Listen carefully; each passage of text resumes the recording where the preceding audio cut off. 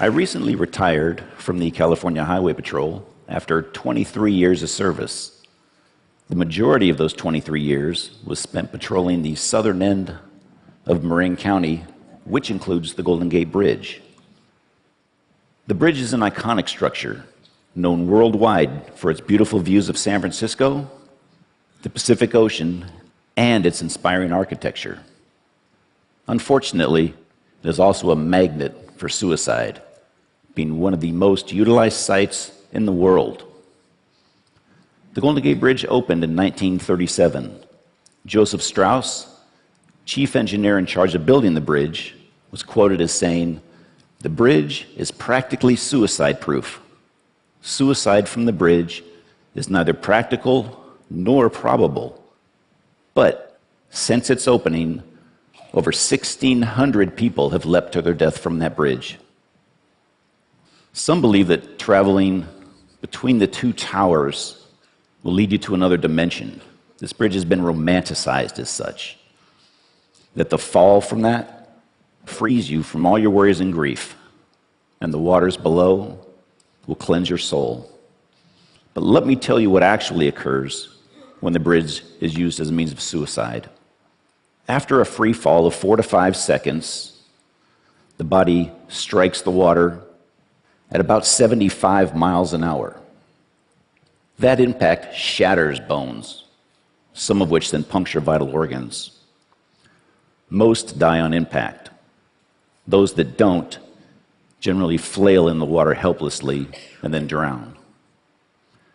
I don't think that those who contemplate this method of suicide realize how grisly a death that they face. This is the cord. Except for around the two towers, there's 32 inches of steel paralleling the bridge. This is where most folks stand before taking their lives. I can tell you from experience that once the person is on that cord, and at their darkest time, it is very difficult to bring them back. I took this photo last year as this young woman spoke to an officer contemplating her life. I want to tell you very happily that we were successful that day in getting her back over the rail. When I first began working on the bridge, we had no formal training. You struggled to funnel your way through these calls.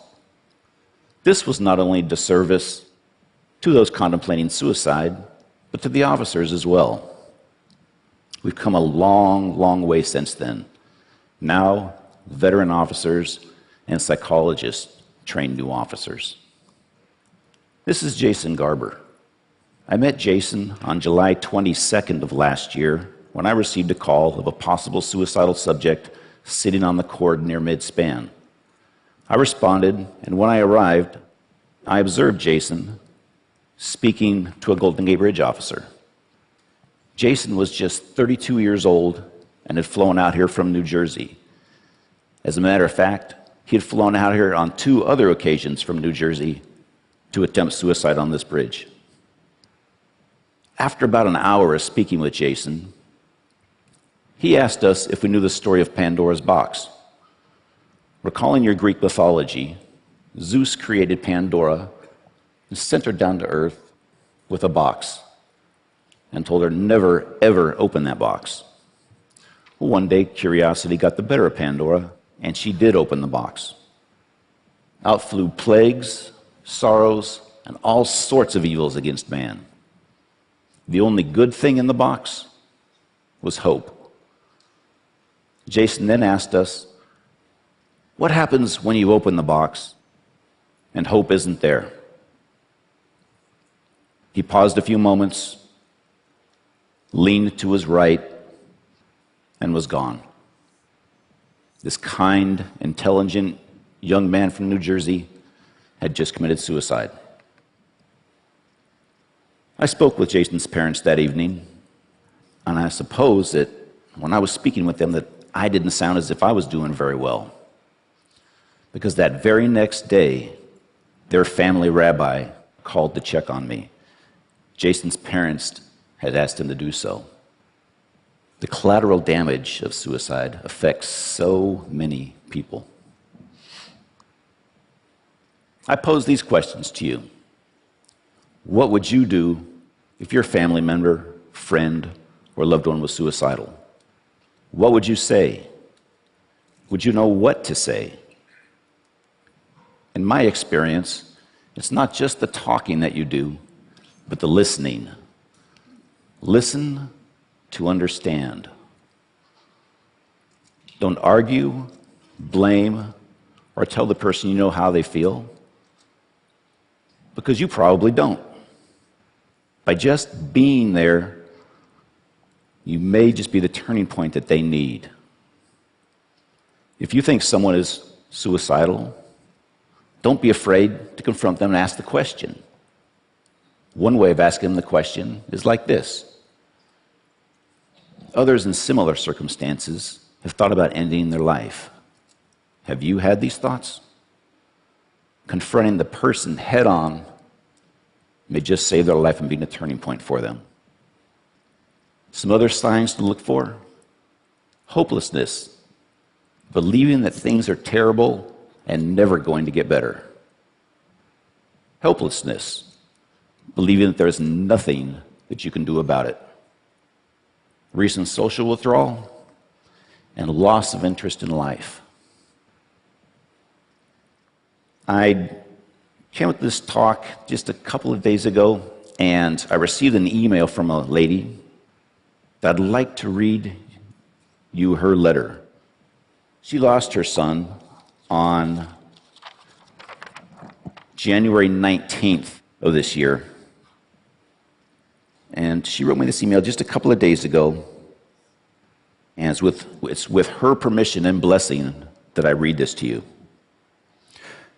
Hi, Kevin. I imagine you're at the TED conference. That must be quite the experience to be there. I'm thinking I should go walk the bridge this weekend. Just wanted to drop you a note. Hope you get the word out to many people, and they go home talking about it to their friends who tell their friends, etc. I'm still pretty numb, but noticing more moments of really realizing Mike isn't coming home. Mike was driving from Petaluma to San Francisco to watch the 49er game with his father on January 19th. He never made it there.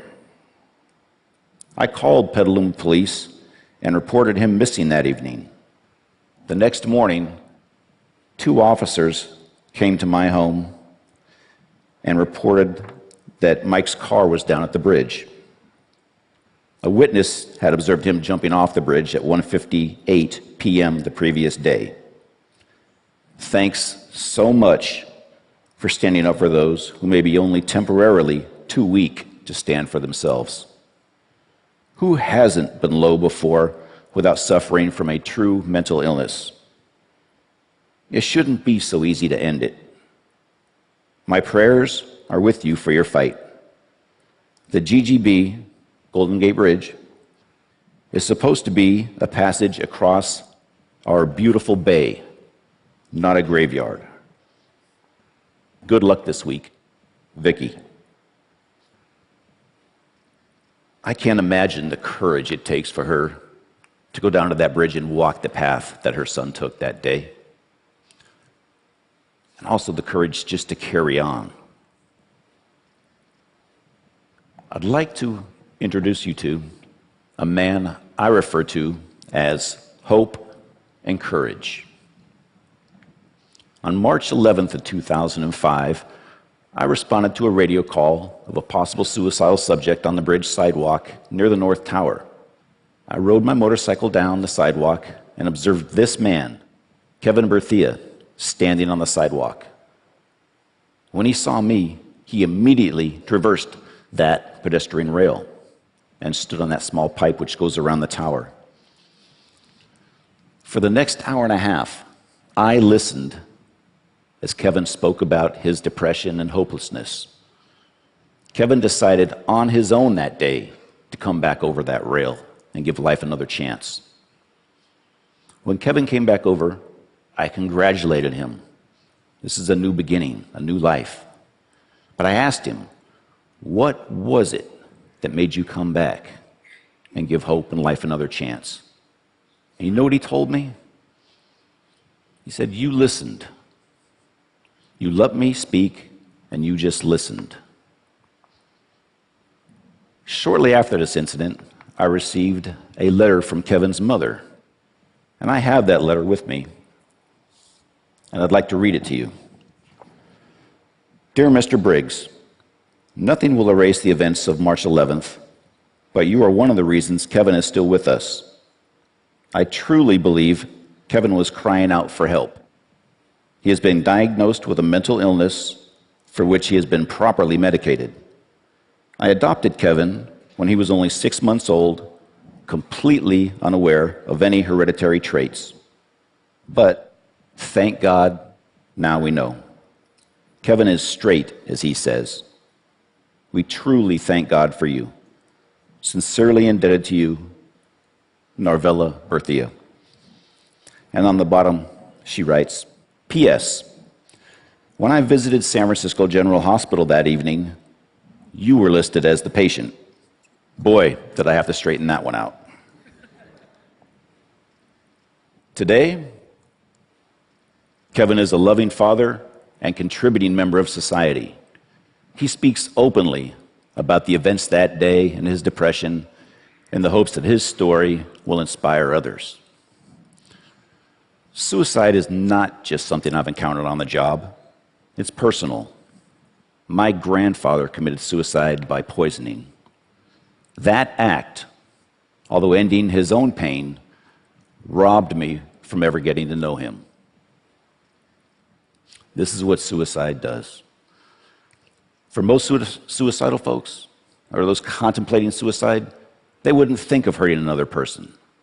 They just want their own pain to end. Typically, this is accomplished in just 3 ways: sleep, drugs or alcohol, or death. In my career, I've responded to and been involved in hundreds of mental illness and suicide calls around the bridge. Of those incidents I've been directly involved with, I've only lost 2, but that's 2 too many. One was Jason. The other was a man I spoke to for about an hour. During that time, he shook my hand on 3 occasions. On that final handshake, he looked at me and he said, Kevin, I'm sorry, but I have to go. And he left. Horrible, absolutely horrible. I do want to tell you, though, the vast majority of folks that we do get to contact on that bridge do not commit suicide. Additionally, that very few who have jumped off the bridge and lived and can talk about it, that 1% to 2%, most of those folks have said that the second that they let go of that rail, they knew that they had made a mistake and they wanted to live.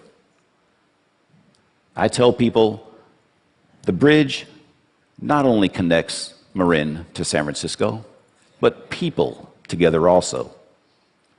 That connection or bridge that we make is something that each and every one of us should strive to do. Suicide is preventable. There is help. There is hope. Thank you very much.